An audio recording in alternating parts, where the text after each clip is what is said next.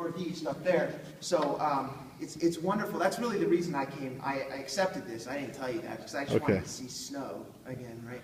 I'm currently in Texas, where it was in the 80s last week, and that's just messed up, right? It's like it's February. My son has to mow our yard tomorrow because it's like a jungle. But we pay in the summer. We pay, right? Because it's brutal. So no, it's great to be here. The first thing I did this morning was when I got up was walk outside barefoot around in the snow for a little while, and then had a nice jog this afternoon. So it's good to be here. Thank you for having me. If you have the handout, they were back on the table. If you didn't get one, mug a neighbor who has one and steal it, or just go get one, or just skip the whole thing and go without an outline. That's fine. But hopefully it'll just, I'm not going to go through it sort of point by point, but it gives a sort of outline of the things I'm going to talk about. So the topic of tonight's talk is the cultivation of virtue and the telos of education. And before we can really dig into this topic, I want to just start by laying out a few sort of basic definitions and grounding assumptions about what we're talking about.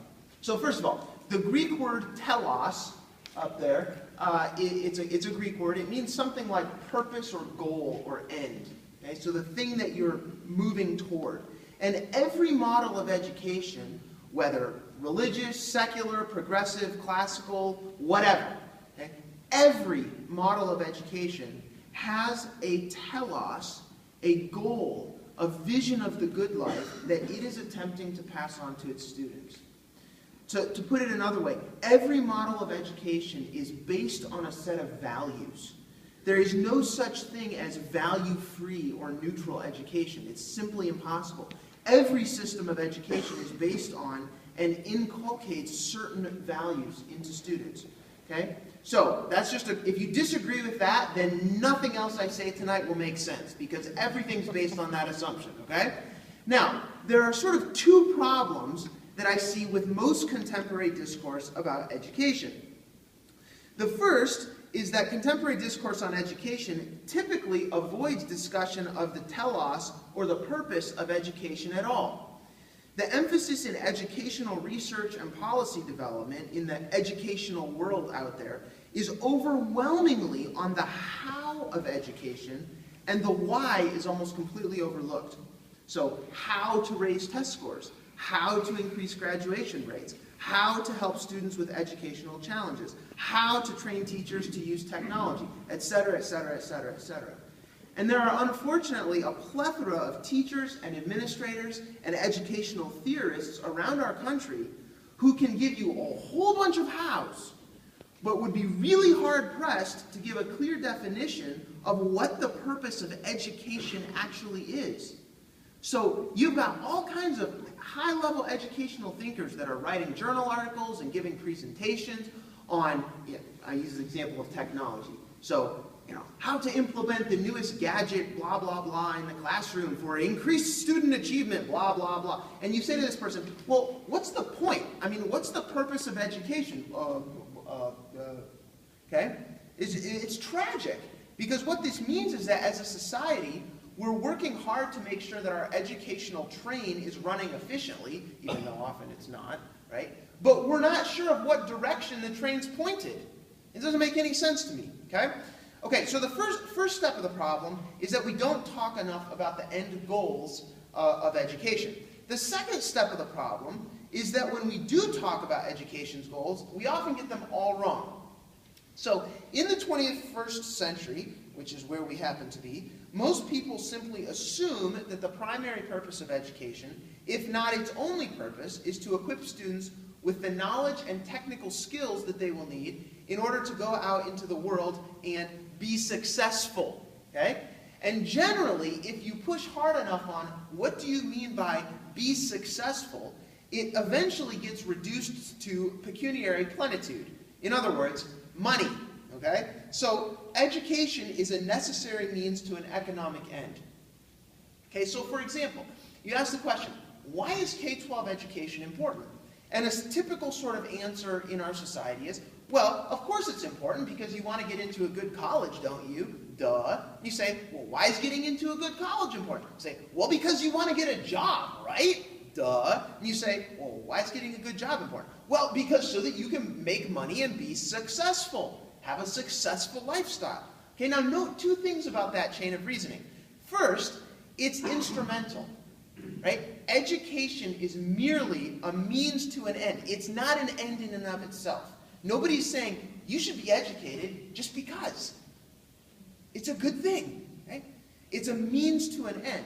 And also, notice second of all, that what I said at the beginning about every system of education having a telos, there's a telos there, right? The goal, the purpose of education that we commonly, albeit tacitly, understand, is that ultimately the goal is to be rich. Okay? If you think about it. Okay, now, unfortunately, that's how many people in our society today think about education.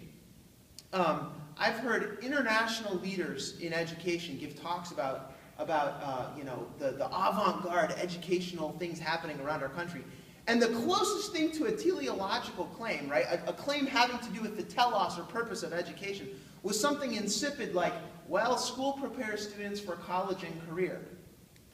Great, right? Now, in 1944, Sir Richard Livingston gave a Reed lecture.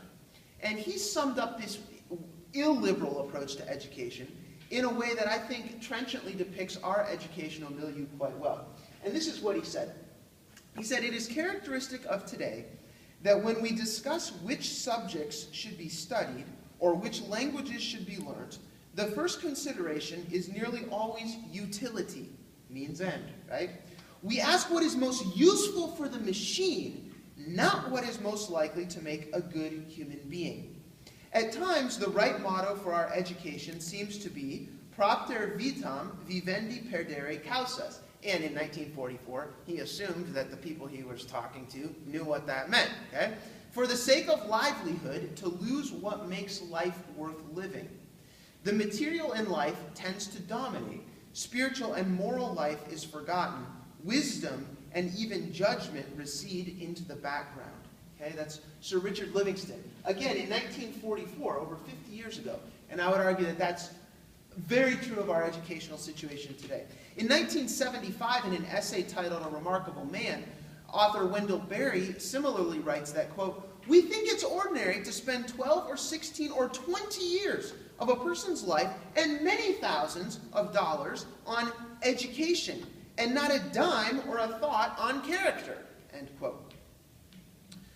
Some of you may know what happened right here in Wisconsin last year in February when Governor Scott Walker released a budget plan that included a proposed change to the University of Wisconsin's mission statement.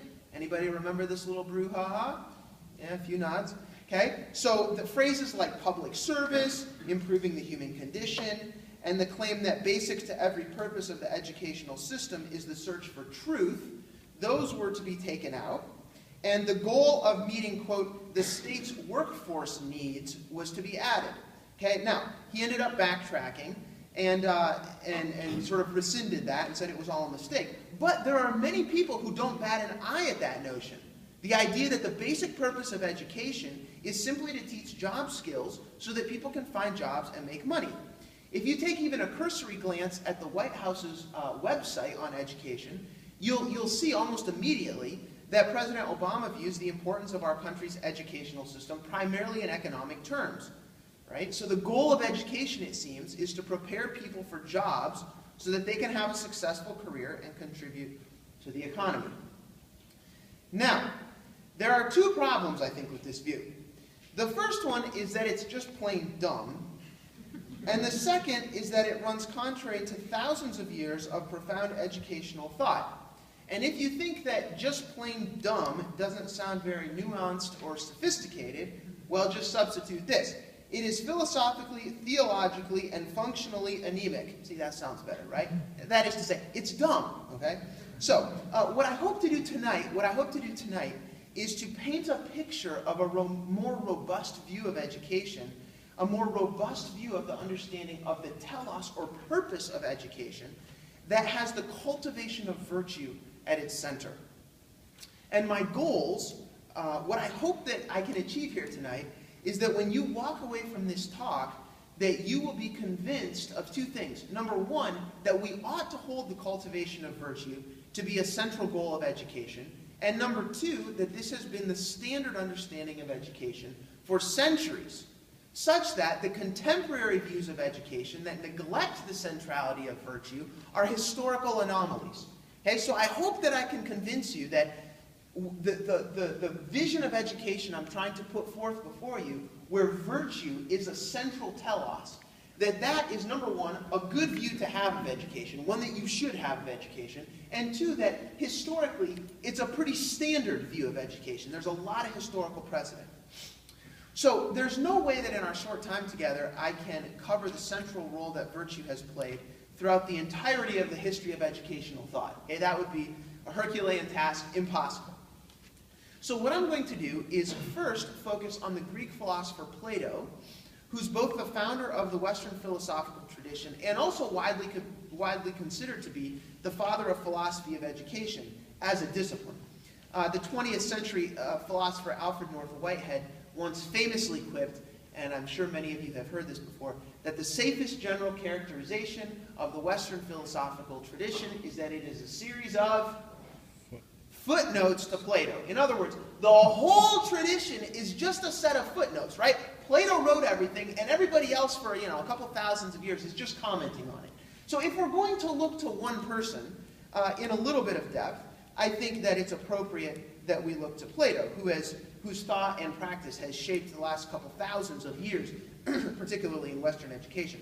And then we're going to close. After I look at Plato for a little bit, what I would like to do at the end, if you look down on the outline in the Roman numeral 3, history's cloud of witnesses, I thought that was a nice little oblique reference to Hebrews as well, though this is not scripture by any means. What I'd like to do is just to show you, look, this isn't just one person who said all this stuff. I'm going to just give you a quote from each of those other people to just kind of show that throughout history, similar ideas, there's been a continuity of conversation among these thinkers, and that they're all in agreement about virtue's centrality in education. Okay, so Plato. Let's jump into Plato on education and virtue. Plato lived from 427 to 347 BC, so he was alive just after the sort of golden age of Athens, when all the really cool stuff was done, and the Parthenon was built, and Sophocles was writing plays that we still read today, and all that stuff. And then he lived through the Peloponnesian War, where Athens was defeated, and saw that, and a lot of his thought about politics in particular is due to the period he was living in and seeing sort of the effects of democracy. But that's for a different time. So Plato clearly understands education to be fundamentally teleological. In other words, he clearly recognizes that all education, whether explicitly or implicitly, has a goal or goals toward which it's directed. And according to Plato, the primary and ultimate goal of education is to form people who are virtuous. That's the primary goal. The primary purpose of education is not to transfer to students a body of knowledge. The primary purpose of education is not to teach practical skills. The primary purpose of education is not to prepare students for a specialized vocation. Rather, the primary, not that all of those don't play any part, okay, but the primary goal and purpose of education is to cultivate students into virtuous human beings who have a robust and wise disposition toward learning themselves and the world around them. Okay, now, a caveat. The Greek word that we usually translate as virtue is arete. Okay? I wrote it there under letter B. So arete has a broader meaning than our English word virtue. Okay? So if you're not familiar with this, let me just lay out a sort of 30-second version. Okay? It's usually translated as virtue. Sometimes it's translated as excellence. And at times, this word is used to refer to specific virtues. Okay? So courage is a virtue, or an arete. Justice is a virtue. Temperance is a virtue. Piety is a virtue. Moderation, wisdom, etc. All these virtues, okay?